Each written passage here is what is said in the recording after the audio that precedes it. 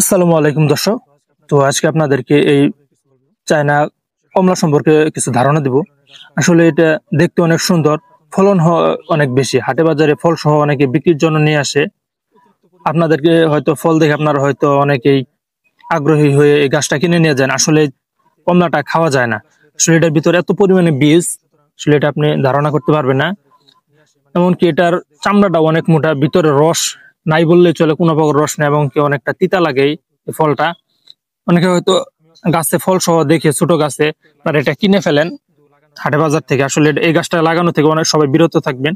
এটা আসলে সতর্কতামূলক ভিডিও। এই গাছটা আমি লাগাইছি মূলত 3 বছর প্লাস হয়েছে।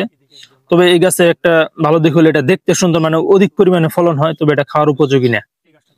আপনার এই গাছ লাগানো থেকে অবশ্যই বিরত থাকবেন। আমি কোনো প্রকার যত্ন দেই না, কিচ্ছু করি না 1 বছর যাবত, তারপরেও দেখেন ফল ধরে আছে। গাছটা একদম আগাছায় ভরে ছিল চারপাশ দিয়ে। কিছুদিন আগে আগাছা কিছুটা পরিষ্কার করা হয়েছে। তো আপনারা চাইলে এই ভিয়েতনামি মালটা লাগাতে পারেন। এটার ভিতর পর্যাপ্ত পরিমাণে ফলন হয় এবং এটার ভিতর রস হয় পর্যাপ্ত পরিমাণে।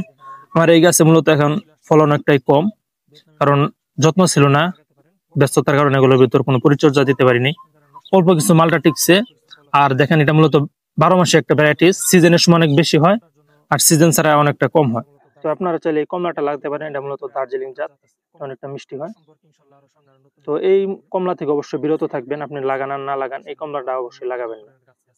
আর এইদিকে আমার অনেক গাছ আছে।